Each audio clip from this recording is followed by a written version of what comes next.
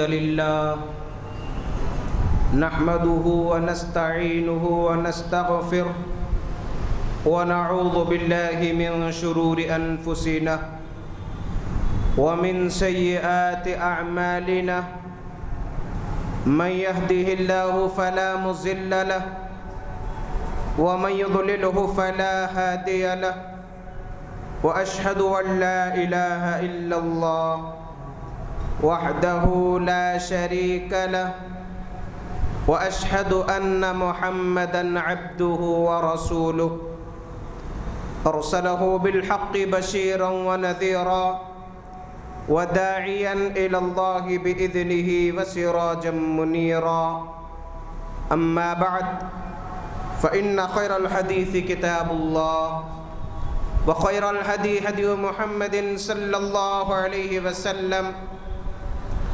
وشر الأمور محدثاتها وكل محدثة بدعة وكل بدعة ضلالة وكل ضلالة في النار فأعوذ بالله من الشيطان الرجيم بسم الله الرحمن الرحيم يا أيها الذين آمنوا قوا أنفسكم وأهليكم نارا وقودها الناس والحجارة عليها ملائكة غلاظ شداد لا يعصون الله ما أمرهم ويفعلون ما يؤمرون رب اشرح لي صدري ويسر لي أمري واحلل عقدة من لساني يفقهوا قولي ربي زدني علما. ساری تعریفیں حمد و ثنا بڑائی بزرگی ایک اللہ رب ذوالجلال کے لیے لائق ہے. وہی رب العالمین نعمتیں دینے اور نعمتیں نچھاور کرنے پر قادر ہے. عبادتوں میں اس کے ساتھ کوئی شریک نہیں، اپنی الوہیت میں تنہا معبود ہے. قیام، رکوع، سجود، طواف، نظر و نیاز، توکل، بھروسہ، عبادتوں کی جتنی بھی قسمیں ہیں اس ایک اللہ ہی کے لیے ہے. وہ لا شریک ہے، ہر عیب سے پاک ہے، اپنی ربوبیت میں تنہا رب ہے. اگر اللہ رب العالمین کسی کو نفع پہنچانا چاہے تو دنیا کی کوئی طاقت نقصان نہیں پہنچا سکتی. اگر اللہ کسی کو نقصان پہنچانا چاہے دنیا کی کوئی طاقت فائدہ نہیں دے سکتی. وہی روزی روٹی دینے پر قادر ہے، وہی بارشیں نازل کرتا ہے، وہی بندوں کو نوازتا ہے، وہی نعمتیں عطا کرتا ہے اور وہی صحت و تندرستی دینے پر قادر ہے. وہی مختار کل ہے، ہر قسم کا اختیار، تصرف ایک اللہ رب العالمین کے ہاتھ میں ہے. بے حساب درود و سلام ہو خاتم النبیین سید المرسلین رحمت للعالمین ساقی کوثر شافی محشر محمد الرسول اللہ صلی اللہ علیہ وآلہ وسلم پر. معزز سامعین، گزشتہ 2 جمعوں سے ہم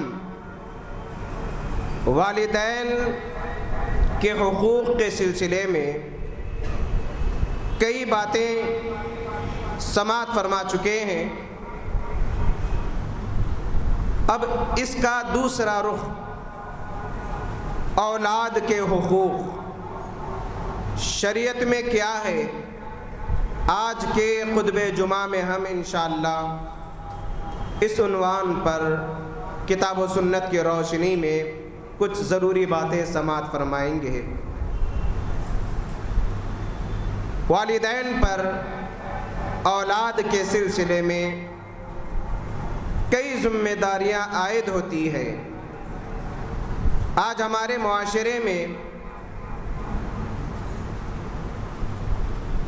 جو والدین کی حالت خاص طور پر بزرگ والدین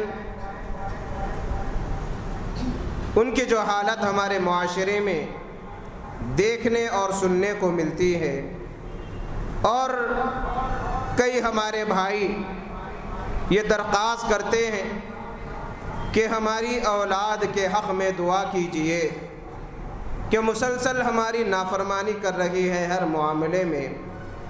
گویا کہ آج کے نوجوان والدین کے لیے باعث رحمت بننے کے بجائے باعث مصیبت بن رہے ہیں، اور اس کی کئی وجوہات ہیں۔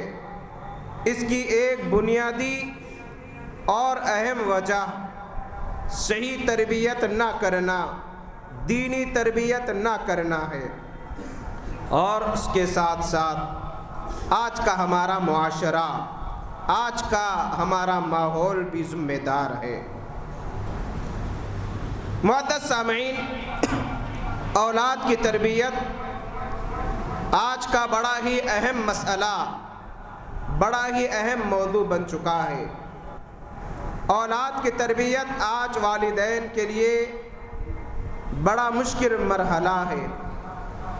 آج والدین سمجھتے ہیں کہ اولاد کو کھلانا، پلانا، پہنانا، اچھی تعلیم دینا، انہیں خوش رکھنا، ان کے مطالبات کو پورا کرنا، یہ ہماری ذمہ داری ہے، اور والدین اس ذمہ داری کو ہر ممکن طریقے سے نبھانے کی کوشش کرتے ہیں۔ جہاں ماں اپنا حق ادا کرتی ہے کھلانے پلانے میں، پکانے میں، دیکھ بھال میں، وہیں پر خرچ کرنے میں باپ بھی برابر کا حق ادا کرتا ہے۔ معاملہ تو یہاں تک نظر آتا ہے کہ اولاد کی خوشی کے لیے، اولاد کو بہترین مستقبل دینے کے لیے حلال و حرام کی تمیز تک نہیں کی جاتی۔ فکر یہ ہوتی ہے کہ اولاد کا مستقبل بہتر ہو جائے۔ اگر اولاد کو حلال غذا نہ کھلائیں اور حرام مال سے آلودہ غذا کھلائے تو ایسی اولاد جس کی پرورش حرام مال سے کی گئی ہو، وہ اولاد باعث رحمت کیسے بن سکتی ہے؟ وہ اولاد آنکھوں کی ٹھنڈک کیسے بن سکتی ہے؟ اگر اولاد کی بچپن سے صحیح تربیت نہ کی جائے، ایسی تربیت جس کی شریعت نے تاکید کی ہے، دین نہ سکھائے، آداب نہ سکھائے، نمازوں کی ترغیب نہ دے، اللہ کے عذابات کا خوف نہ دلائے، دعائیں نہ سکھائے، دین سے، مساجد سے، دینی اجتماعات سے، دینی مجلسوں اور محفلوں سے اگر دور رکھے، تو پھر جب اولاد کو دین ہی نہیں معلوم ہوگا، گرچہ بڑی بڑی ڈگریاں وہ کیوں نہ حاصل کر لے، بہترین سے بہترین اسکولوں میں ان کا داخلہ کیوں نہ دلوائے، بڑی بڑی ڈگری کیوں نہ وہ حاصل کر لے، وہ دنیا دار بن جائیں گے، دیندار کبھی بن نہیں سکیں گے۔ جب دیندار نہ بنیں گے تو پھر کس طریقے سے والدین کا سہارا بنیں گے بڑھاپے میں؟ کس طریقے سے والدین کی خدمت کر سکیں گے؟ کس طریقے سے والدین کی فرما برداری کر سکیں گے؟ جہاں اولاد کو دنیاوی تعلیم دینا آج کے حالات کا تقاضا ہے، وہیں پر ضروری ہے کہ اولاد کو دینی تربیت بھی دی جائے، دین سکھایا جائے، حسن اخلاق سکھلائے جائے، بہترین آداب گفتگو بتلائے جائیں، تبھی جا کر یہ اولاد ہمارے لیے باعث رحمت بن جائے گی۔ اور اولاد کی تربیت کا آغاز ولادت کے بعد نہیں ہوتا، اولاد کی تربیت کا آغاز اچھی ماں کے انتخاب پر ہوتا ہے۔ ماں اگر دیندار ہو، دینی مزاج کے حامل ہو، اخلاق کی پیکر ہو، والدین کی فرما بردار ہو۔ اگر رشتے کے انتخاب کے موقع پر ایسی لڑکیوں کو اگر ترجیح دی جائے تو یقیناً ایسی دیندار لڑکیاں بہترین بیوی بھی بنے گی، بہترین ماں بھی بنے گی، بہترین بہن بھی بنے گی، اور بہترین گھر کی ملکہ بھی ثابت ہوگی۔ اپنا حق ادا کرے گی، شوہر کا حق ادا کرے گی، صحیح تربیت کرے گی، نگہداشت کرے گی، نگہبانی کرے گی۔ تو معلوم ہوا لڑکیوں کے انتخاب کے موقع پر صحیح انتخاب اولاد کی تربیت کے لیے بے حد ضروری ہے۔ گرچہ باپ کتنا دیندار کیوں نہ ہو، کتنا نمازی پرہیزگار کیوں نہ ہو، کتنا متقی عبادت گزار کیوں نہ ہو، کتنا مخلص صالح کیوں نہ ہو، باپ کا زیادہ تر وقت باہر گزرتا ہے اور بچوں کے ساتھ زیادہ وقت ماں کا گزرتا ہے۔ یہی بچہ اپنی ماں کے پیٹ میں 9 ماہ رہتا ہے، اور اس موقع پر بھی بچے کی زندگی میں ماں کے پیٹ میں کئی اثرات مرتب ہوتے ہیں۔ باہر جو ہو رہا ہے بچہ وہ محسوس کرتا ہے، باہر کیا چل رہا ہے وہ بچہ محسوس کرتا ہے۔ میڈیکل سائنس نے اسے واضح کیا، اگر ماں حمل کی مدت میں گناہوں کا ارتکاب کرے، گانے سنتے رہے، سیریل اگر ماں حمل کی مدت میں دیکھتی رہے، اور آج کے سیریلوں کی حالت کیا ہے وضاحت کی ضرورت نہیں، شاید ہی کوئی ایسے سیریلز، ایسے فلمز، ایسے پروگرامز رہیں گے جن میں پوجا نہ کی جاتی ہو۔ وہ بھجن کی گھنٹیاں، وہ شیطان کی عبادت کے ترانے بچے کے کانوں میں اگر پہنچیں گے، گانے کی دھن، میاں بیوی کی لڑائی بچے کے کانوں میں اگر پہنچے گی تو بچپن سے وہ نخوش اس کے دل و دماغ پر چھاتے رہیں گے۔ اولاد کی تربیت کا پہلا مرحلہ نیک بیوی کا انتخاب، صحیح ماں کا انتخاب۔ دوسرا مرحلہ حمل کے مدت کا مرحلہ ہوتا ہے۔ اگر ماں نمازوں کی پابندی کرے گی، حمل کے دوران تلاوت کا اہتمام کرے گی، اللہ کی عبادت میں مصروف رہے گی، زبان پر قرآن مجید کی تلاوت، اذکار اگر رہیں گے، وہ اثر باقاعدہ طور پر اولاد پر جو پیٹ میں پڑتا رہتا ہے۔ اور جب ولادت کا مرحلہ ہوتا ہے، جب بچہ چھوٹا رہتا ہے، اس موقع پر بھی تربیت کا اثر ہوتا ہے۔ جب وہ کچھ شعور کو پہنچتا ہے، اس موقع پر بھی پورا اپنے ماں باپ کو، اپنے گھر کے ماحول کو دیکھتا ہے، گویا کہ اپنی آنکھوں سے گھر کے ماحول کو پڑھتا ہے بچہ، باوجود یہ کہ کچھ بول نہیں سکتا، لیکن برابر وہ تمام چیزیں کیچ کرتے رہتا ہے جو ہو رہا ہے اس کے سامنے، گویا کہ اس کی زندگی پر وہ چیزیں مرتب ہوتی رہتی ہے۔ جب وہ بچہ بولنے چلنے کے لائق ہوتا ہے تو پھر جو اس کے ساتھ معاملہ پیش آیا پریکٹیکلی طور پر اس کو انجام دینے کی کوشش کرتا ہے۔ ہم سمجھتے ہیں کہ اولاد کی تربیت کا آغاز جب وہ باشعور ہو جائے، 10 سال، 7 سال، 11 سال کا ہو جائے، یہ تربیت کا مرحلہ نہیں۔ تربیت کا آغاز پیدائش سے پہلے ہو جاتا ہے، حمل میں ہوتا ہے، ولادت کے بعد۔ اسی لیے گھر کے ماحول کو دیندار ماحول بنائیں، گھر میں قرآن مجید کی تلاوت کریں، گھر میں نمازوں کا اہتمام ہونا چاہیے۔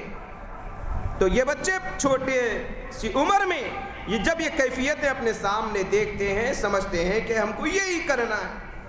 اگر ماں باپ لڑتے رہیں گے، گالی گلوچ کرتے رہیں گے، گانے، فلم، سیریلیں اگر گھر میں چلتے رہے گی تو اولاد کی تربیت کیسے ہو پائے گی؟ گرچہ اگر گھر کا ماحول دیندار نہ ہو، کسی بڑے سے بڑے مدرسے میں تعلیم کیوں نہ دلوائیں، صحیح اثرات مرتب نہیں ہوتے۔ کتنے لڑکے لڑکیاں آج دینی تعلیم حاصل کرتی ہیں، لیکن ان کے گھروں کی حالت بالکل اپوزٹ ہے۔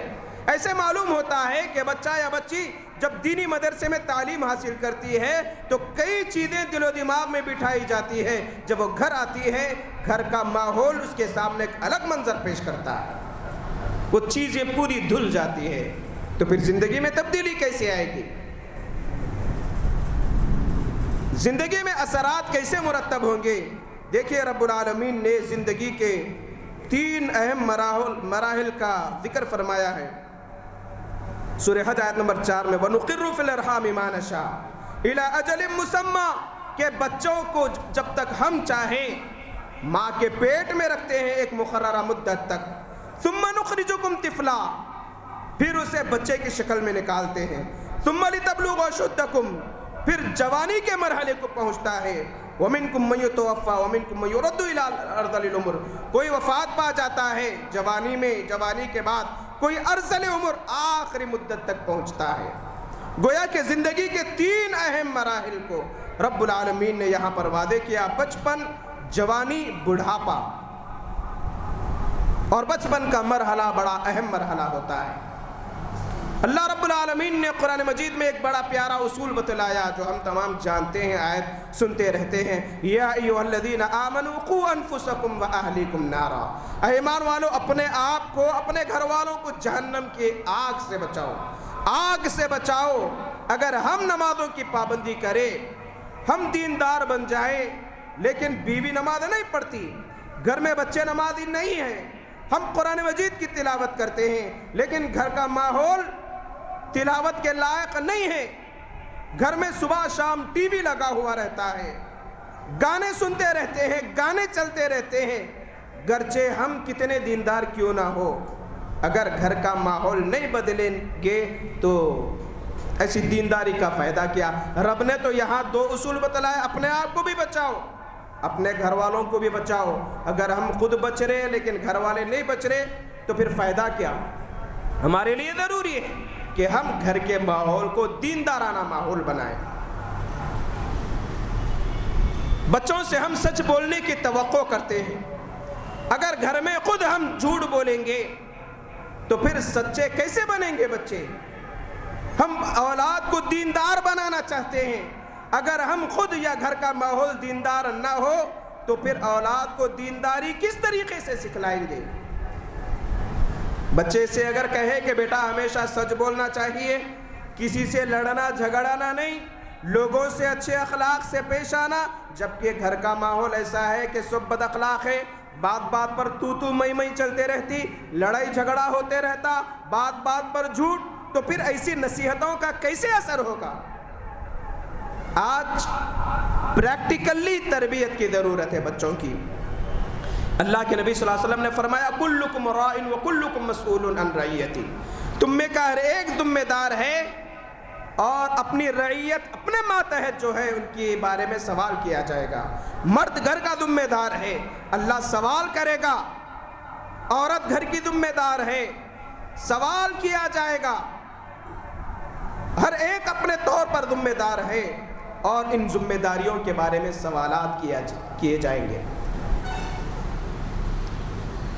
سب سے پہلا جو تربیت کا مرحلہ آتا ہے، ہم بچے کا جو حق ہے والدین پر کہ ولادت کے بعد کان میں اذان دی جائے،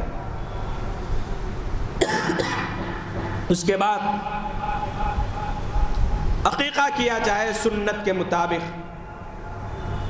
آج ہمارے پاس دنیا بھر کی رسمیں کرنے کے لیے مال ہوتا ہے، پیسہ ہوتا ہے، رسومات میں ہم اس طریقے سے بندھے ہوئے ہوتے ہیں کہ حمل کے دوران کئی رسومات، حمل کے بعد کئی رسومات، لیکن عقیقہ جو مسنون ہے یہ جب کرنے کی باری آتی ہے تو مسئلہ پوچھتے ہیں کہ قرض لے کر عقیقہ کر سکتے ہیں یا نہیں؟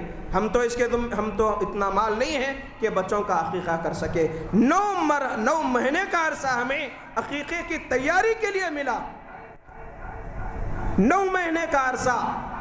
ہمیں معلوم ہے کہ لڑکا یا لڑکی تولد ہونے والی ہے، چاہے تو ہم تیاری کر سکتے، یہ سنت ہے، لیکن عقیقے کی سنت کو ہم بھول گئے چھلا چھٹوی کی سنتیں ہمیں یاد ہے. نفاس کی مدت ختم ہونے کے بعد باقاعدہ دعوت کی جاتی ہے چھلے کی شکل میں. کتنی بدترین رسم ہے یہ، جو آج ہمارے معاشرے میں خاص طور پر خواتین ایسے معاملوں میں رسومات ادا کرنے میں بڑی پیش نظر آتی ہے. بیچارے مرد بھی بے بس نظر آتے ہیں ان کے ضد کے سامنے. عقیقہ یہ سنت ہے.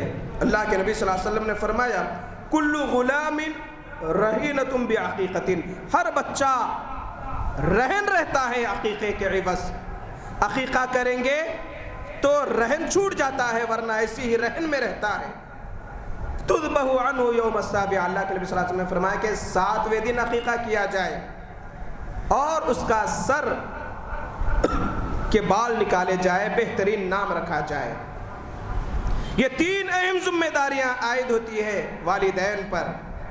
عقیقہ کرے، یہ سنت ہے، ادا کرنا ضروری ہے ایک معنی میں.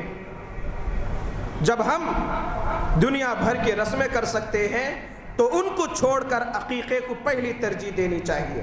اور اگر لڑکا ہو للغلام شاتان، 2 بکریاں ہم عمر. اگر لڑکی ہو تو 1 بکری یا 1 بکرا بطور عقیقہ کرنا چاہیے. ضروری نہیں کہ بڑی دھوم دھام سے دعوت کی جائے، شادی خانہ لیا جائے. نہیں، شریعت نے اس کی اجازت نہیں دی. اپنی استطاعت کے مطابق گوشت تقسیم کر دیجئے، گھر والوں کو اڑوس پڑوس کو کچھ کھلا دیں، مسئلہ ختم. اس کے بعد سر کے بال یہ بھی کاٹنا، اس کے برابر چاندی صدقہ کرنا، یہ بھی سنت ہے. یہ سنتیں ہمیں آج نظر نہیں آتی. بہترین نام رکھنا چاہیے. نام کا اثر شخصیت پر ہوتا ہے. اگر ہم نام رکھیں گے سلمان خان، شاہ رخ خان، چنو منو اس انداز کے، تو پھر اسلامی تشخص کہاں رہا؟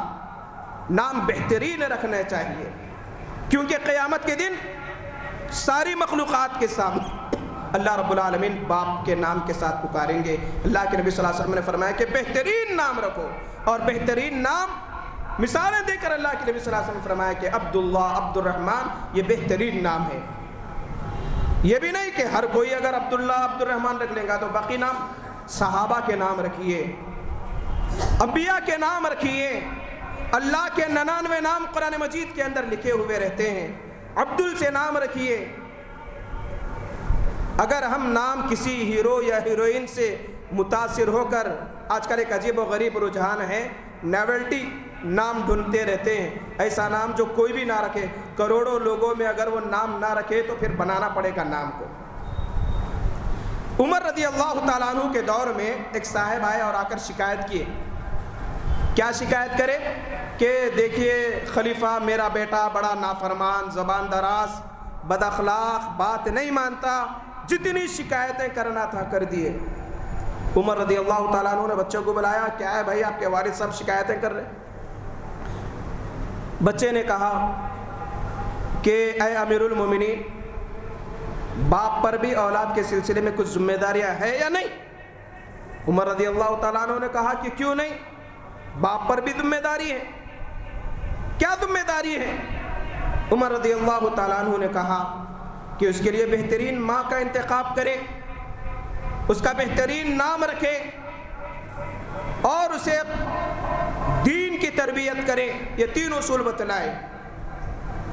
بچے نے کہا امیر المومنین، سب سے پہلے میرے باپ نے میری ماں کا غلط انتخاب کیا، حبشی غلام ہے، وہ دین سے بڑی دور ہے، تو پھر میری تربیت وہ کیسے کر سکے گی؟ دوسری بات جو بتلایا، میرا جو نام ہے خنفسا رکھا. اور خنفسا کے 2-3 معنی آتے ہیں. ایک معنی گبریلا، جو جنگلوں میں یا کھیتی باڑی جہاں ہوتی وہاں پر ایک قسم کا گوبر کو ڈھکیلتے ہوئے کیڑا نظر آتا، پیروں کے ذریعے ڈھکیلتے رہتا. بعض لوگوں نے بتلایا کہ کھٹمل، اس انداز کا نام رکھا میرا باپ. تیسری جو شکایت کی کہ کبھی اس نے مجھے قرآن کی تعلیم نہیں دی، کبھی دین کے بارے میں نہیں بتلایا.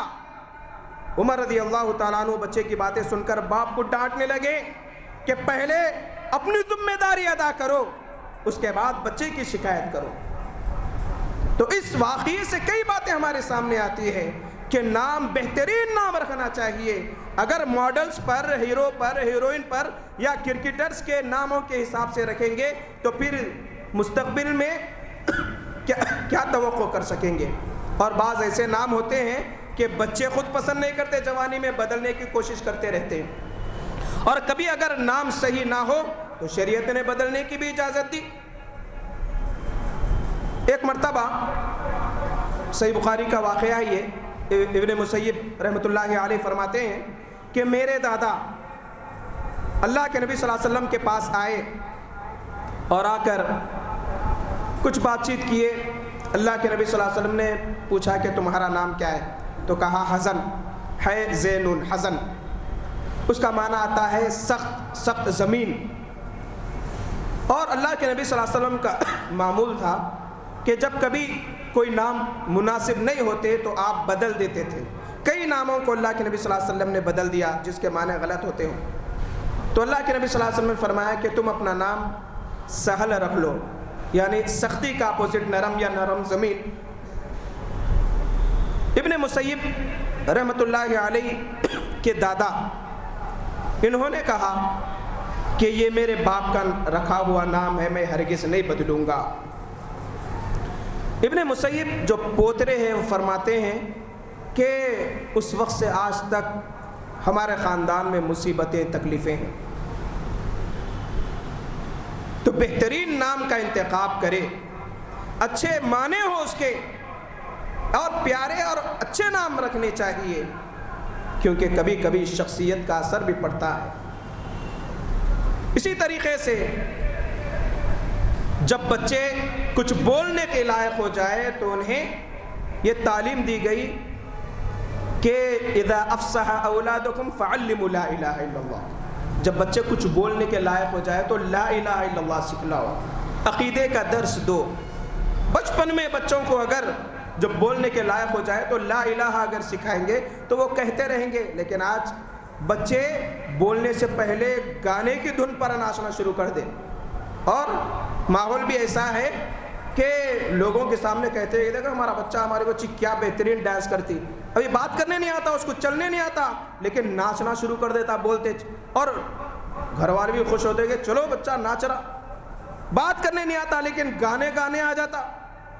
اللہ کے نبی صلی اللہ علیہ وسلم نے تعلیم دی کہ لا الہ الا اللہ سکھاؤ، کلمے سکھلاؤ، سبحان اللہ، الحمدللہ، اللہ اکبر، یہ پہلے الفاظ ہیں جو زبان سے ادا کیے جاتے ہیں۔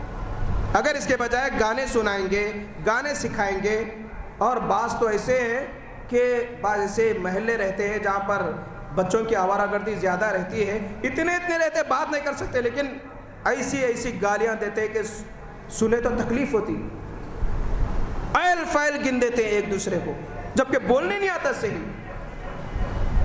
تو بچوں کو اللہ کا کلام سکھلائے، عقیدے کی تعلیم دے، بچپن میں نماز کا طریقہ سکھلائے۔ اگر ہم نماز بچوں کو لے کے پڑھیں گے تو بچے بھی نماز کے عادی بنیں گے، اذان ہوتے ہی نماز پڑھنا شروع کر دیں گے۔ اسی طریقے سے ایسے اسکولوں کا انتخاب کیجئے، وقت بھی مجھے اجازت نہیں دے رہا، ایسے اسکولوں کا انتخاب کیجئے جہاں پر گھر سے دنیاوی تعلیم ہی کیوں نہ دے، لڑکوں کی تعلیم الگ، لڑکیوں کی تعلیم الگ ہو۔ آج کل ایسے عجیب واقعات ہمارے معاشرے میں آتے ہیں کہ ابھی بلوغت کی بھی نہیں پہنچتا، کئی لڑکے کے گرل فرینڈ ہو جاتے ہیں، ابھی بچی شعور کو بھی نہیں پہنچتی، اس کے بوائے فرینڈ رہتے ہیں۔ اور اسکولوں کا ماحول جہاں پر مخلوط تعلیم لڑکے لڑکیوں کی ہوتی، ایسے بچوں کو حقیر نظر سے دیکھتے، یا ایسے بچیوں کو حقیر نظر سے دیکھتے جن کے بوائے فرینڈ گرل فرینڈ نہ ہو۔ میرے بھائیوں، کچھ ایسے واقعات آج کل ہمیں سننے اور دیکھنے میں میڈیا کی سرخیاں بنے ہوئے ہیں کہ لڑکی میڈیا کے سامنے آ کر فلاں کی شکایت کر رہی، اور اس انداز کے آج کل اسکولوں کا جو ماحول ہے، تعلیم کم بے حیائی زیادہ ہوتی ہے۔ تو ایسے اسکولوں سے بچائیں، بہترین اسکولوں کا انتخاب کریں، اور ساتھ ہی ساتھ اگر ہم بچوں کو دنیاوی تعلیم کیوں نہ دے رہے، ایک گھنٹہ دینی تعلیم ضرور دے، قرآن سکھائے، دعائیں سکھلائے، اخلاق بتلائے، حقوق بتلائے، نماز کے طریقے بتلائے، طہارت کے مسائل بتلائے، وضو کے مسائل سکھلائے۔ بچپن میں جو دعائیں یاد کی جاتی وہ بڑھاپے تک رہتی ہے، بچپن میں دعا یاد نہ کرے تو پھر موقع نہیں ملتا یاد کرنے کا۔ بڑی بڑی عمر ہو جاتی ہے لیکن قرآن کے چند سورے یاد نہیں رہتے۔ ہر بچے کو کم سے کم 30واں پارہ یاد ہونا چاہیے۔ اسی طریقے سے جب بچے جوان ہو جائے تو انہیں بے حیائی، اور آج کل جو نوجوان یا بچے انٹرنیٹ، یوٹیوب، فیس بک اور اس کے سائٹس پر اتنے منہمک ہو جاتے ہیں کہ اللہ حفاظت کرے۔ وقت کا ضیاع بچوں کو بچپن سے سکھلائے، خاص طور پر لڑکیوں پر آج کے ماحول میں یا تو انہیں فون نہ دے، اگر دے تو کڑی نظر رکھے، ان کے فون کو چیک کرے، لڑکوں کے فون کو چیک کرے کہ بچہ فون کس طریقے سے استعمال کر رہا، میسیجز کس طریقے کے آ رہے، انٹرنیٹ پر کس چیز میں وہ مصروف رہتا ہے۔ آج اولاد، والدین پر ضروری ہے کہ اولاد کی کڑی نظر رکھے۔ جب ہم بالکل ڈھیل دے دیتے ہیں، جب بات آگے بڑھ جاتی ہے تب شرمندہ ہو جاتے، پریشان رہتے، منہ چھپاتے پھرتے۔ یہ کچھ ضروری باتیں تھیں اولاد کے حقوق کے سلسلے میں۔ ہمارے لیے ضروری ہے کہ ہم بچپن میں اپنی اولاد کی صحیح تربیت کریں، انہیں عملی طور پر دیندار بنائیں۔ جہاں ہم نمازوں کے لیے آئے، ساتھ میں اپنی اولاد کو لائیں، دینی اجتماعات میں اپنے بچوں کو شریک کرے، اپنے گھر والوں کو لے جائے، بیوی لڑکیوں کو لے جائے، اور خاص طور پر دعوتوں میں چھوٹی چھوٹی بچیاں ہوتی ہیں، اس انداز کے ڈریس پہنتی ہے تو تعجب ہوتا ہے کہ بچپن میں والدین اس انداز کا ڈریس پہنائیں گے تو جوانی میں کیا ہوگا۔ باحیا بنانے کی کوشش کریں، اپنے لڑکیوں کو مکمل لباس پہنائیں، اسکارف کے بغیر گھر سے باہر نکلنے نہ دے، گرچہ وہ 6-7 سال کی کیوں نہ ہو۔ یہی اثرات زندگی پر رہتے ہیں۔ الغرض اللہ تعالیٰ ہم تمام کو جو باتیں بتلائی گئی اس پر عمل کرنے کی توفیق عطا فرما۔